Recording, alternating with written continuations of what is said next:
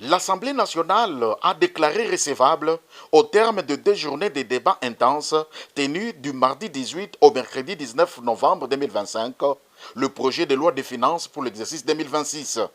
Les échanges qui ont duré plus de 6 heures ont permis aux députés de scruter en profondeur les priorités du gouvernement et de proposer des pistes d'amélioration pour un budget jugé stratégique. Présenté en équilibre tant en recettes qu'en dépenses, le budget 2026 s'élève à 59 021 milliards de francs congolais.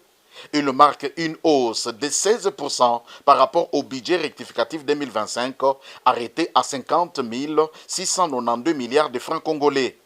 Cette progression, selon le gouvernement, reflète l'ambition de renforcer la capacité de l'État financier, les services publics essentiels, à soutenir la croissance et à poursuivre la modernisation du pays. Devant les élus nationaux, Judith Soumino Toulouka a exprimé sa satisfaction quant à la qualité des débats et la pertinence des recommandations formulées par les députés. Ce projet de Oui, j'ai parlé en tenant compte de l'injustice budgétaire. Toutes les fois, nous sommes en train de voter la loi de finances, mais l'exécution de tout un autre problème.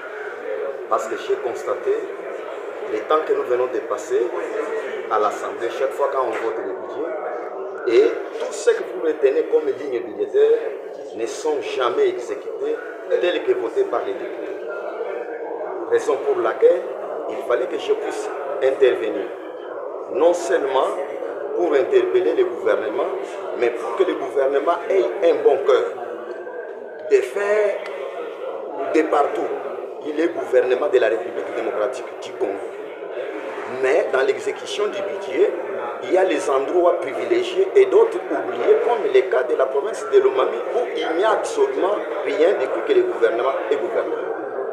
Nous votons le budget, il y a des lignes, on vous fait croire et vous applaudissez même les budgets, mais en fin de compte, vous vous retrouvez que rien n'est fait. Et quelle était votre proposition par rapport à ça? Ma proposition en est que cette fois-ci, qui est une commission mixte, Parlement ainsi que les différents ministères, pour qu'on passe à la vérification de l'exécution du budget. En ce niveau-là, nous allons aussi réussir quelque chose. Parce que quand il n'y a pas une commission mixte, vous pouvez passer dans les bureaux comme nous le faisons.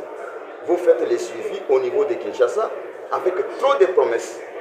Mais quand vous descendez à la base, vous trouvez que rien n'est fait. Si au niveau du gouvernement, et son Excellence Madame la Première ministre a accepté de signer un ordre de mission pour la descente sur le terrain, vérifier ensemble avec les honorables députés. En ce moment-là, on va éveiller leur conscience et le budget sera en application. Merci. C'est moi qui vous remercie. Équilibre macroéconomique avant la présentation du rapport en plénière pour adoption finale. Avec ces pas importants, le pays se rapproche de l'adoption d'un budget considéré comme un levier essentiel pour une croissance inclusive et durable en 2026.